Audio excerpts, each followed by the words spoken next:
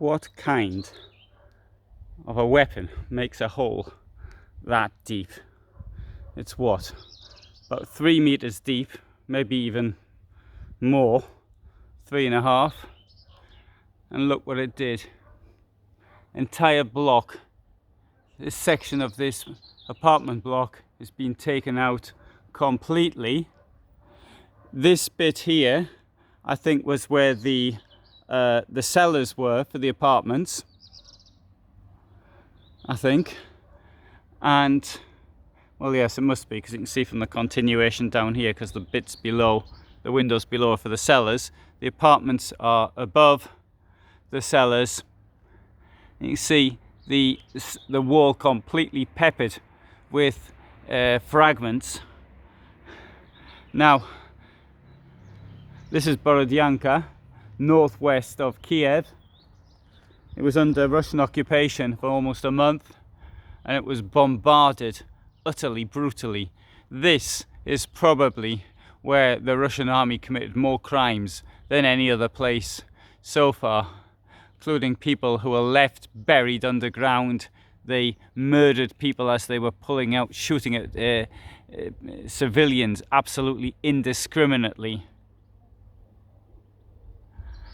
And this is unfortunately a scene which is repeated all over the place here in Borodyanka. You see, it looks like a scrap heap. This is things getting blown up. Look at the land, the way it's been torn up down here. I'm told this has been checked for mines, but all the same, I'm going to be very careful as I walk. The areas which are ploughed are less likely to have mines. Or if there's tracks. They use cluster bombs here, which is what I'm most frightened of. Saw a couple just now walked into their apartment, and I just saw through the open door the devastation inside. Okay, it was a young couple. Maybe they can start again. But think of people in their 60s, 70s. What chance have they got? They've lost everything. They were probably living off a tiny pension to begin with. And now, because of this absurd war by a corrupt, kleptocratic, neo-Nazi regime in Russia, and this has been forced on them. And for what? So that people in the Kremlin can continue stealing.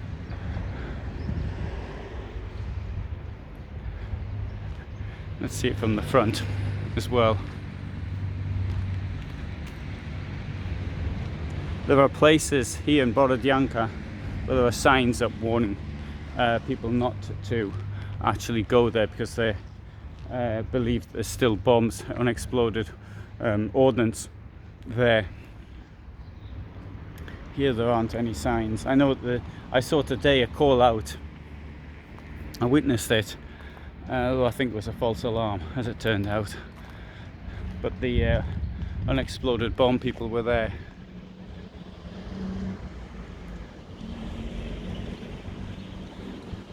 This is Apocalyptic. This films like Full Metal Jacket, where the battle scene, the world of destruction. I never thought I would see it though. And you know, we can see this block is, again, it's been hit. Sometimes there's places which appear to have been deliberately set on fire because the roofs are intact, and that, or I don't know, maybe it was, in some case it could have been by shelling. This town was hit not only by bombers, so the Su-25, but also by Grad and what do you put other names? The other two, the sort of Grad-like weapons.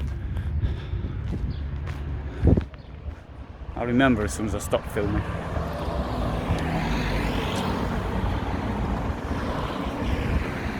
So this is the main street. I saw it described as a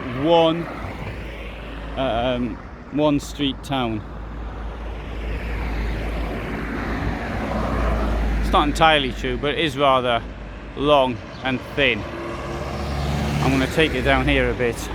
We'll have a look at this building. I sort of filmed the ones down there earlier in some detail.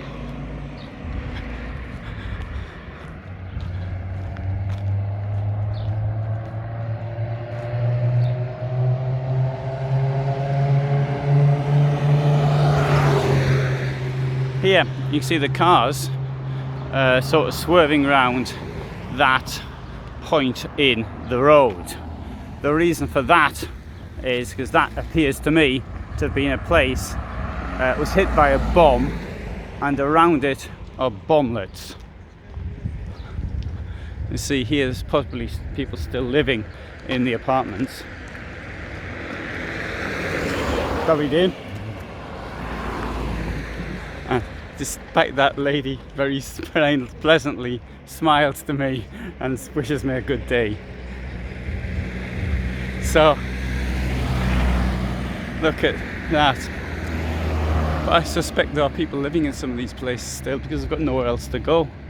I asked about where people are going, so we're going to their friends, the neighbours, but you know, how many there's hardly any houses which are intact here, although I believe it's something like 90% of the population fled. So there you've got this is very typical, very common here. You've got the hole in the road, and there you've got the bomblets. You see the bomblets around here. I don't think coming up or not. I can't see because the sun's so bright. Shouldn't complain the sun being bright.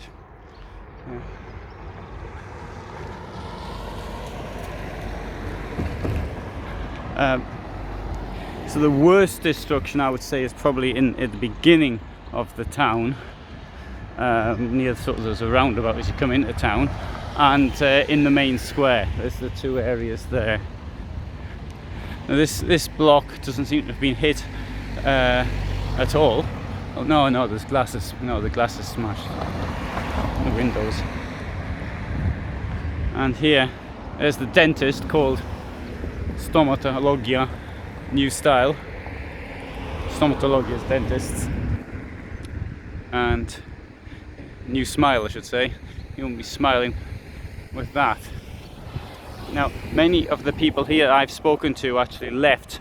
They fled to Western Ukraine when this war started. So most of them seem to have fled on the 27th. So the war started on the 24th.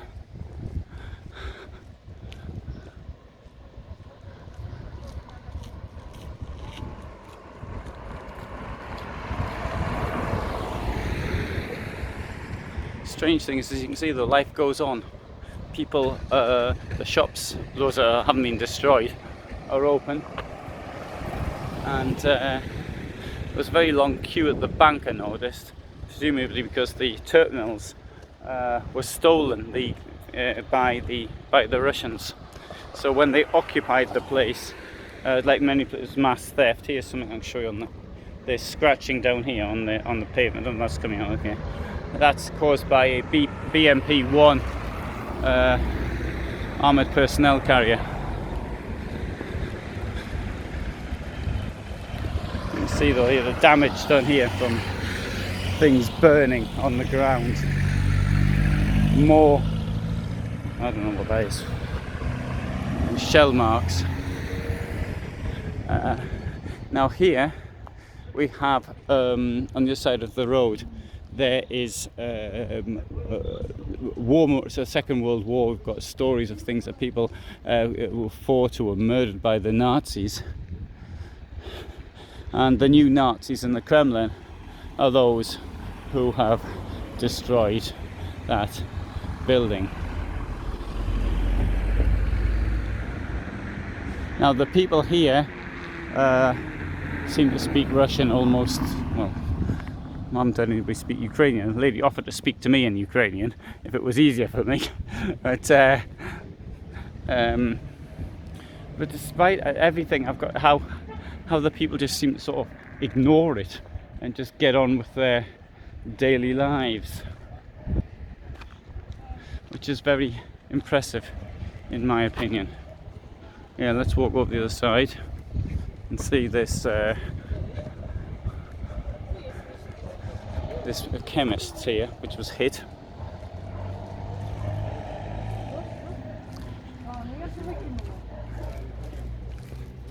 Let's see. Okay,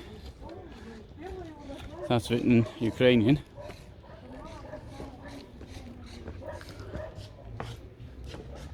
Let's see what's left of the chemist.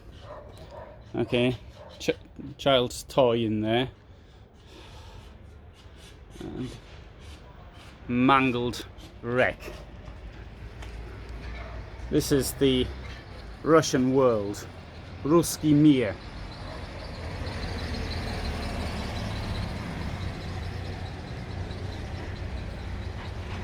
You stick it through here. You see.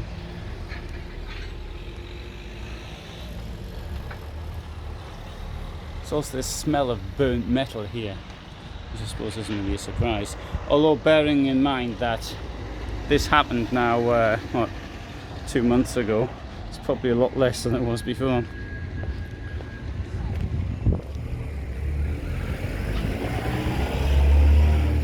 It's another shop completely burnt out.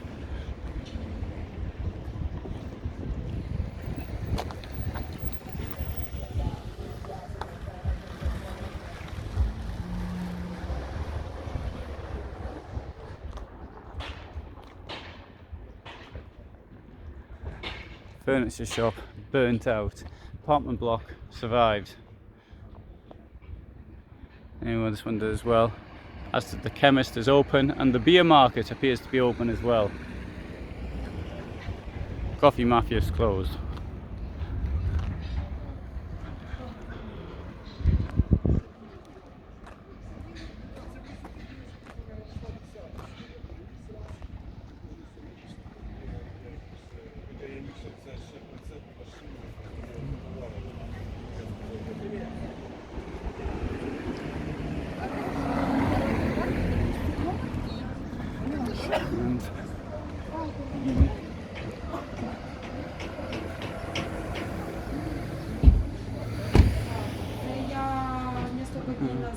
Destroyed shop being put together again.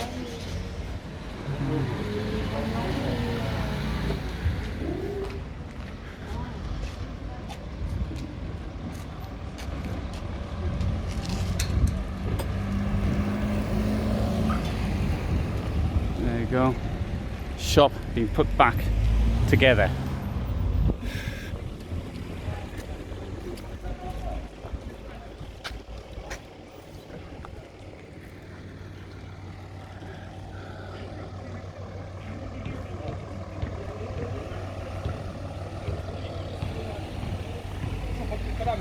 Oh, look.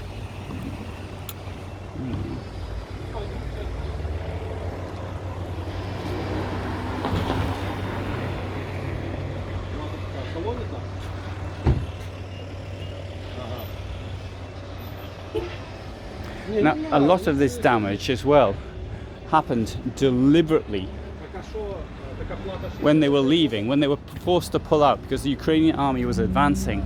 The Russian army left mines, it left traps, it left deliberately smashed things up, shot at people.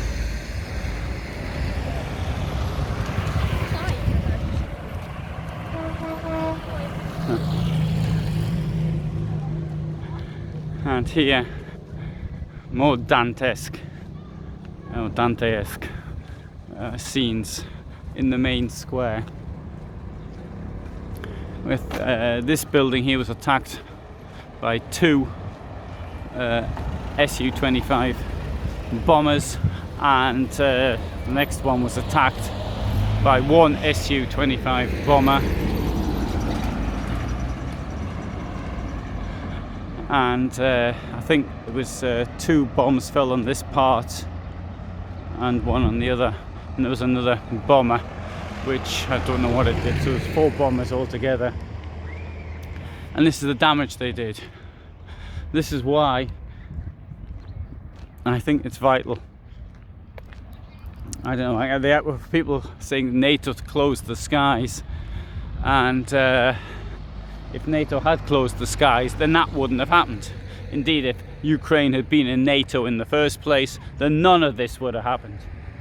Indeed, if Russia had become a democratic country, and it wouldn't have happened.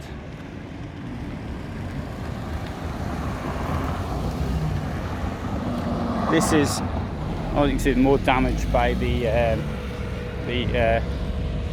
BMP-1. The airport at Hostomel is between here and Kiev, and that was the first place to be actually, this war started at 7 o'clock on the 24th of February with a bombing attack on houses.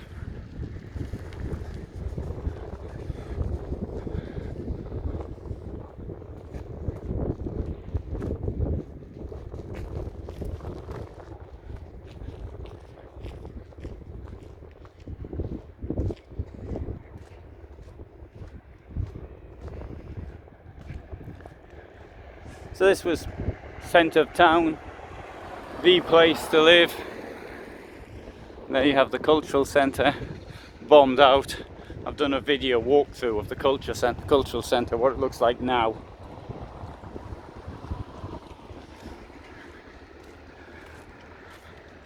These 2 buildings are still lived in.